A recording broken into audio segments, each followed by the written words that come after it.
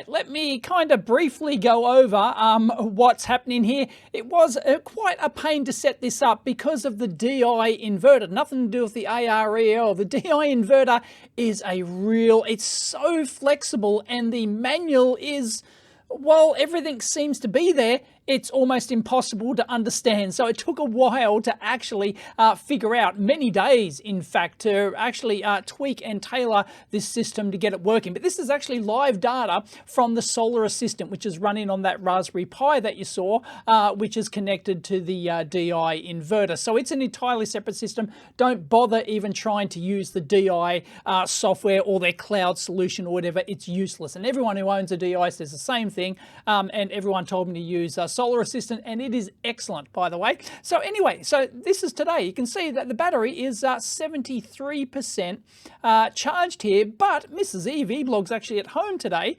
and she's obviously just switched on a load. It wasn't like this before, so 3,300 watts. So the battery's actually, there's 25 watts going into the battery, but you can see before, if I actually zoom into here, okay, you can see that this morning the battery started charging just at, like, you know, 7, quarter past 7, something like that, and a little load switched on there or something. But it basically it looks like, well, it's sunshine today, even though I don't have a window, can't see outside. I can see that, yeah, and all the excess power was being diverted into the battery. Now, when I first set this up, this was only the excess power from the panels that were connected to the Deye inverter. Now, I have a diagram here. Please excuse the crudity of the model. Didn't have time to build it or to scale or to paint it. Now, I will be doing a separate video doing a much more detailed diagram of this, because my system is actually really quite complex once you get into all the details and the extra panels I'm going to put into the generator port on the Deye and my solar analytics system, how that plays in and everything else. So this is actually quite a simplified version of what I've got here, but it'll do for the purposes of today's explanation. Now, this is the new Deye inverter that we stored. We just installed the 48 volt battery here, so I've got a total of 15 kilowatt hours of battery here. So this is the new AERL battery. So that's of course we can charge the battery going in that direction, and then we can draw load from the battery either during the day and or at night when it's actually needed, based on the load of the house here. And obviously the Deye inverter has the ability to import 5 kilowatts. So if you want to, I can charge from the grid, but I don't have a smart meter at the moment. I will get one installed. So in theory, I can do all sorts of cool, like a time of use stuff. I don't currently have a plan or a smart meter to do that, but in theory, if you're depending on your particular country, state, or whatever, and electricity provider, you might be able to have like a really cheap nighttime tariff. So, you know, you can charge your EV at night, or you can dump excess cheap battery power into your battery at night, and then you know, reuse that during a more expensive time period. And the Deye inverter has all sorts of comprehensive timers in it where you can actually set that sort of stuff up, but I don't have that at the moment. So basically all I'm doing, when I first installed this, as I said, okay, I've got 2 strings of panels connected directly to the Deye inverter here, okay? So basically a 5 kilowatt system here and another 5 kilowatt totally separate system, which is the N-phase system. And the Deye has no idea that this N-phase system exists. But there's a trick to that, which I'll show you in a minute. And I've also done a second channel short video on that as well on EVblog 2. So when I first set up the Deye here, I could only use the excess power. So let's say it was full sun and this was generating 5 kilowatts, even though it's winter here now. Let's just say it was generating 5 kilowatts and the house was using 1 kilowatt. Then, okay, so there's 1 kilowatt going out here into the house. Then it'd have 4 kilowatts spare to power, to charge the battery here. So that's no problem whatsoever. But because I have connected a current clamp on here into the Deye now knows what's going out to the grid and what's coming in from the grid, like this. So let's take the example of, let's say the house is drawing 1 kilowatt here like this, okay? And these panels in total are producing, let's say, 2 kilowatts like this, but the N-phase system is also producing a total of 2 kilowatts like this. Now, normally under this situation, the Deye inverter here would only know that there's 1 kilowatt of excess power, so it would only charge in the battery with the 1 kilowatt of extra. But there's a cool mode in the Deye inverter called AC coupling. Why it's called that, I don't know. It doesn't really make that much sense, but anyway, I guess you could make sense of it. But because it knows, because of this current clamp in here, it knows that this 2 kilowatts like this is now flowing out of here. It knows, aha, I've got an extra 2 kilowatts available. So in this particular case, it can have 1 kilowatt of excess from these panels here because it'll divert 1 kilowatt into the house like this, but it also knows that there's this extra 2 kilowatts out here which was otherwise being wasted going into the grid. So I can increase the charge of the battery by that 2 kilowatt offset, which is matched over here. So we'll get 3 kilowatts total going into the battery. And that's a really cool feature. I really like that. So yeah, even though my Deye has no idea, it has no communication or ability to talk to the Enphase system at all, by having the current clamp on there, it knows there's excess power being generated somewhere, and I want to use that, please, to charge, to store energy in my battery, so it can use any excess power. So that's really cool. Oh, sorry, I don't think my capture software was getting the pen, so I have to use my mouse here with the pointer. So let's say that the house was drawing 5 kilowatts, for example, and these panels, it's overcast day, we're only generating 1 kilowatt here and 1 kilowatt in this system over here, so 2 kilowatts total power, but the house draws 5 kilowatts, then it needs to take that 3 kilowatts from somewhere. And if you set up the Deye inverter properly, well, you can set it up in various ways depending on how you want to use it. It'll take 3 kilowatts, that 3 kilowatts from the battery, and then it'll use that to power the house. Or you can disable that with timers during the day or something like that. But I've got it set up so that just any time there's excess power in the house drawn than what my solar's being generated, the Deye will actually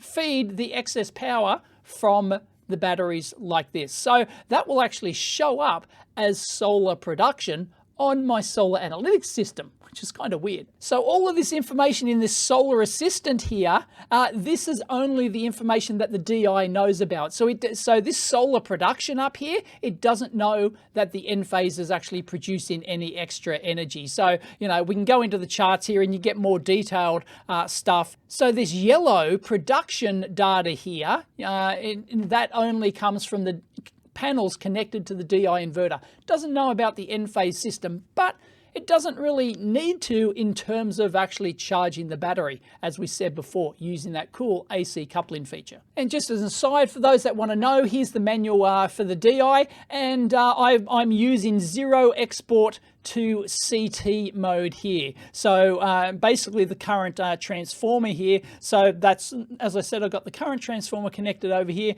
and that's the mode that I'm actually using. But I've also got the AC coupling mode turned on, and there's the timers and stuff that you can actually set up. And here's this AC couple on grid side feature. So that's the one that I had to tick in order for the Deye inverter to know that I want to use any excess power from any other systems connected that it doesn't know about. In my case, the 5 kilowatt Enphase system. I don't want to be pissing away that to the grid and getting paid nothing for it. In fact, I've got to pay now, apparently. I've got to pay to actually export energy to the grid. No, I don't want that. I want to suck it all into my battery. Thank you very much, so I can use it at nighttime. So here's my independent monitoring system, the solar analytics here. And the interesting thing about the solar analytics is it's kind of sort of broken now in terms of useful data showing the production. So the actual production data here, okay, this is now technically completely incorrect, because the production data will include any data being generated from the battery, because the solar analytics system doesn't know that the actual current is being produced from the panels or whether it's coming from the battery. It just thinks the battery's another solar system connected to the AC grid. Basically, so you can see, like, it isn't like the sun was like flat here and the sun all of a sudden just boom came out and went up. No, this was actually Mrs. EV Blog at home right now turning on the EV charger. There it is. So she turned on the EV charger and now, because the battery's producing all that energy from now going from the storage, AERL storage battery into the EV, the solar analytics system now thinks it's actually producing that power from the solar when it's not. And the reason it was flat here instead of showing your traditional curved solar shape like that, because it looks like it's perfect sun today, instead of showing that, which you've seen in my previous videos that it did, it now shows it flatline. Why is it flatline?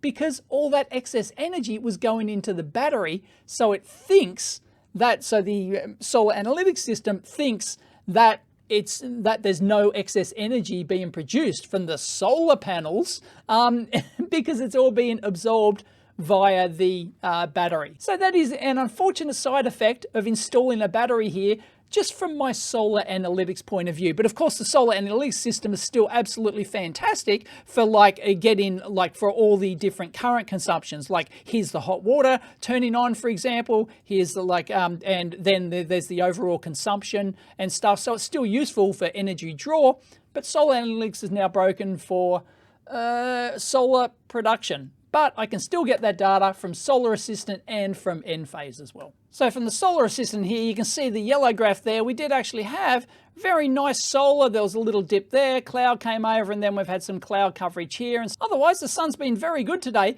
But you can see here the battery power graph. You can see that if that's a positive value, if it's above the 0 line, then that's charging the battery like that. You can see that it dropped to 0 there because there was a little cloud came over that matched that one up there. You can see that the cloud just went, you know, covered over. So the solar panel, the solar energy just vanished for a minute, but it recovered there. And all that excess power is going into the battery until whoop, whoop, whoop. And now you can see how it's gone negative. This is when Mrs. EEV Blog started using some stuff at home. But if our total solar production from both of the Enphase system and the Deye system, if that's greater than what our home's currently using, and that includes the EV charger, that includes the pool, and that includes the heat pump for the hot water system and all the home loads and everything else, if we have an excess there, then the excess will be dumped into the battery until I've got it set so it'll charge right up to 100% and it'll drop down to 20%. So I've had this battery installed for a couple of weeks now. Now the $1 million question is, did I have enough energy in the 15 kilowatt hour battery to power all my stuff at night? Because that's one of the things I want to do is, you know, excess solar energy during the day, dumping it in the battery. Can I power everything at night? And it turns out I've only had one good night so far where I was able to charge the battery to 100% and it lasted all night. And you can see that here, right? So here's the state, here's the battery state of charge, okay? This is for the last 7 days, okay? So during the day, you can see that this, it only got to 88% maximum battery charge there because we've had a spate of bad weather recently, or not terrific weather. It's been quite cloudy and overcast, particularly on this day here. Look, we only got to half battery charge, 54% here. But let's just take this first day here, the 30th of the 7th. Then it got to 88%. Which is decent because we're in the middle of winter here, remember, and we've had overcast weather, so we haven't been able to charge the full 15 kilowatt hour battery. But you can see the rate of discharge on that curve. You can see that we had a lot of discharge that night because we had the oven on, we were cooking, it was maybe a bit cold, so we turned on one of the air conditioners, for example, and it doesn't take long because the oven's 3 kilowatts, the aircon is going to take, you know, a kilowatt and a half for the bigger one, for example, and yeah, you can drain that battery pretty quick. And you can see that we drained it down to 20% by 8:40, and I've set 20% as the cutoff because Peter recommends that we only go to 20%. So we're not using the 100% capacity of the 15 kilowatt hour battery. We're only using 80% just to get an extra longer life. But I could go to 100% and still get its 10-year warranty, for example, but I want to maximize the life of my battery. So I'm only down to 20%, and then it started charging up the next day. Boom, by 4 o'clock it had got to 90%, but once again, pretty steep discharge. And by 9:30 there, we're down to the battery's totally discharged. And this day was horrible. We could only get 50%. The weather was terrible. And yeah, it was gone by... We'd used it by, once again, 8 p.m. here, for example. And then the next day, no, we discharged that thoroughly by 9 o'clock. But you'll notice on the 3rd of August here, we did actually get to 100%. And you'll notice that there's a few dips during the day here, which means the dips during the day means that we had excess, we were using too much load in the house that the solar couldn't produce. So there was no excess. So the residual was coming from the battery during the day. And I could probably disable that sort of thing if I want, although I haven't figured out how to do it yet, but I'm fine with that. But anyway, we got to 100%. Ripper.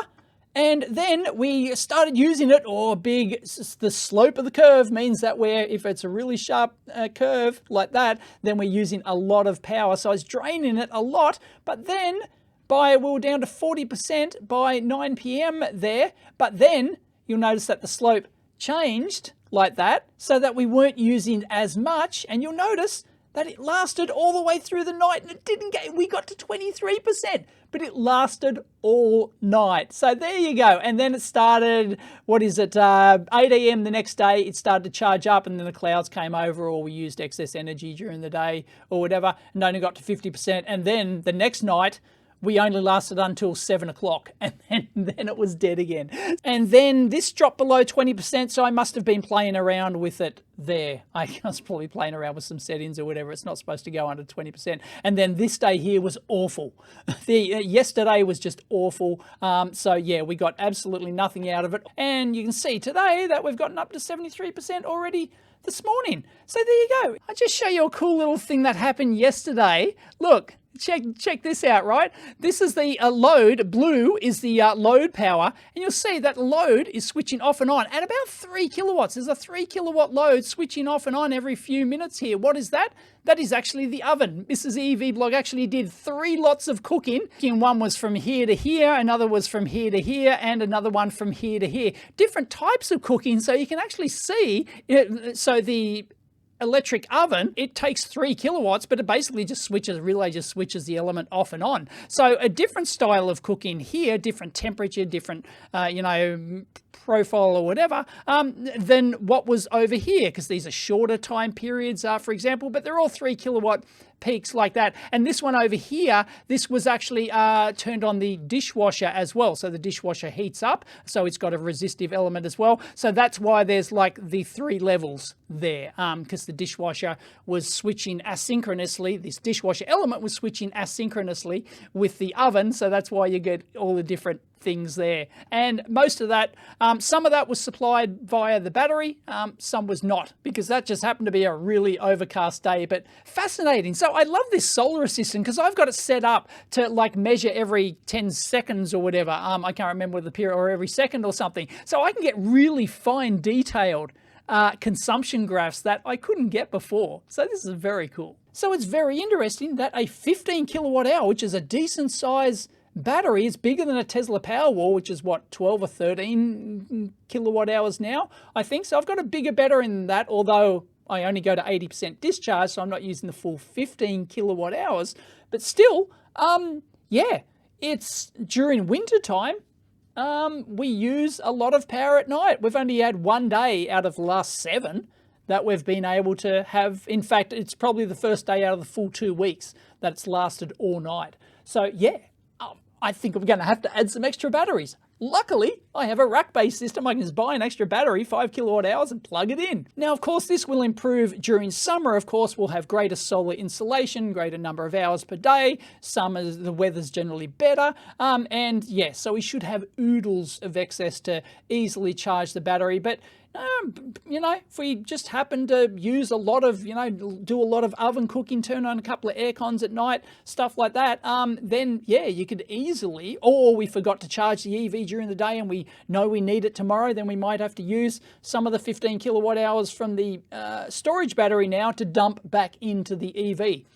But the thing is, it all comes out in the wash. The whole idea of a home storage battery is that you basically want to minimize your bill. So it doesn't matter, like on a daily basis, whether or not we're taking energy from the storage battery and dumping it into the EV. It doesn't matter what load we're dumping it into.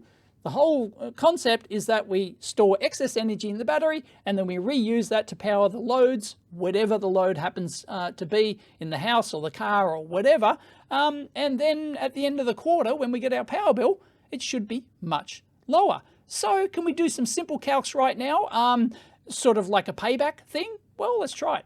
We can do some reasonable back of the envelope calculations here just based on the cost of the battery and your typical daily usage. And you've seen in my data that I can pretty much almost any day, it'd have to be a really terrible day where I can't extract enough excess solar to charge the battery. And especially in summertime, I have oodles of energy to actually charge the battery with. So even with like a Rolls, you know, this is one of the Rolls-Royce type solutions here, although the price on this is pretty reasonable. If we have a look at the street price here of the AERL, the 5.1 kilowatt LFP battery that I've got, about 2,900 Aussie bucks per 5.1 kilowatts. So I've got 3 of those, and that's actually quite a reasonable price for a battery. You can pay a lot more than that for like the Enphase batteries or the BYD batteries that go onto the Fronius inverter that I was looking at, or other ones, right? So they're actually quite reasonably priced. Now you can get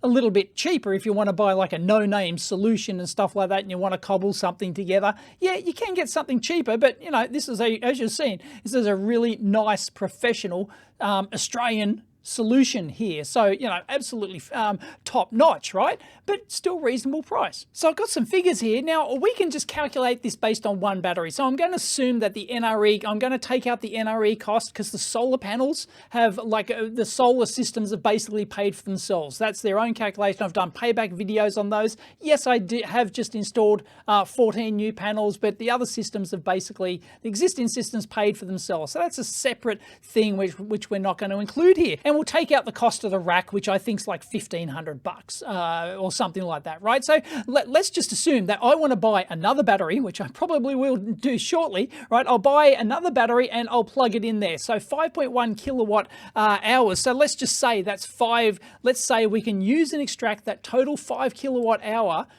per day, and we can do that pretty much every day of the year. So if it's 2,900 bucks for 5 kilowatt hours, basically my electricity bill, because I'm on a fixed rate at the moment, which will increase, but I'm on 29 cents per kilowatt hour. I just changed to a cheaper plan. Yes, I was actually paying a lot more than that. It was like 37. It crept up to 37 cents per kilowatt hour. Nuts. And these are all Aussie dollars too, by the way.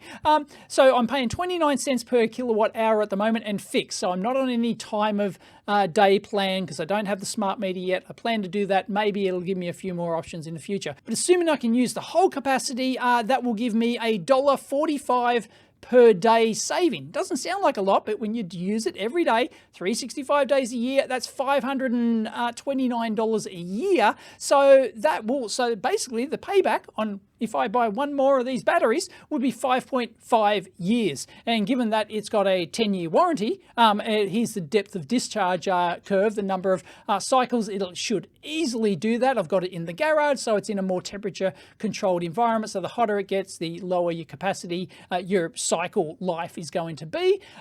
So yeah, 5.5 years isn't a bad payback. So even without a solar system, if you're on one of these time of use plans, you can actually use this with you'd need a separate charge controller, not a solar inverter, but you can get a charge controller that can do, you know, time of use things. You could suck energy from the grid cheaply if you're on one of those plans. And there, people have been telling me there are some plans out there that basically will give you free energy during the middle of the night. I don't think I can get that here in Sydney, but let us know. Leave it down in the comments. Are you able to get real cheap or even free energy from the grid, and you pull it in to your battery, and then you can reuse it when they're charging you like a wounded bull during the day or during peak hours at night, usually. You know, peak usage, like, you know, from 5 p.m. when everyone's home and they're cooking dinner and they're, you know, doing all the family stuff. That's when typically energy is most expensive, but mine is just flat rate all day. So I don't have that, but if you have that advantage, then leave it in the comments. But you can actually probably get even better payback if you can utilize, you know, some system like that. Now, Peter's actually provided this comprehensive spreadsheet here of years to pay back, basically, and with different states in Australia, like Queensland here, for example, for a 15 kilowatt hour system, he's put in 15 grand here, but, you know, it depends how much you charge to install it and, you know, all that sort of stuff. He's calculating 11.8 years to pay back, so it'll pay itself back. But here in New South Wales, for example, what tariff rate has he's got? He's got the 27 cents here, and he's got this OVO EV plan. I can't get that at the moment because I don't have a smart meter, I believe. So yeah, 27 cents. He's calculated 7.1 years. But as I said, because basically I installed this myself, I can, and if I just install an extra battery, I can get a payback in like 5.5 years. And that one's assuming that you've got existing solar. But he's got one like no solar in Queensland, payback in 7.9 years, for example. And in South Australia, for example, payback in 3.9 years. So yeah, it seems like a no-brainer depending on the state you're in. And once again, this will vary greatly depending on the country you're in, the state, and even local things, and what plans are available to you and all sorts of stuff. So I still haven't sussed out all plans.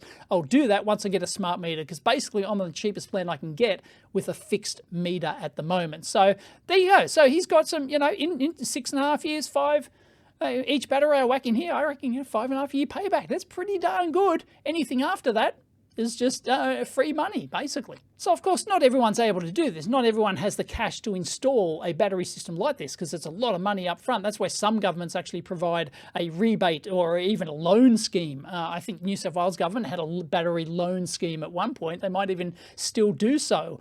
So you could loan money from the government, they'll install a battery system for you, and then you pay it back or whatever, and, you know, at 0% interest or something. I don't know. It is so choice. If you have the means, I highly recommend picking one up. But yeah, leave it in the comments down below if you've got what is the best. I'd love to hear in the comments the best battery payback system, because I said you can actually cobble together a cheaper solution, but the one I've got here is really, really schmick and nice.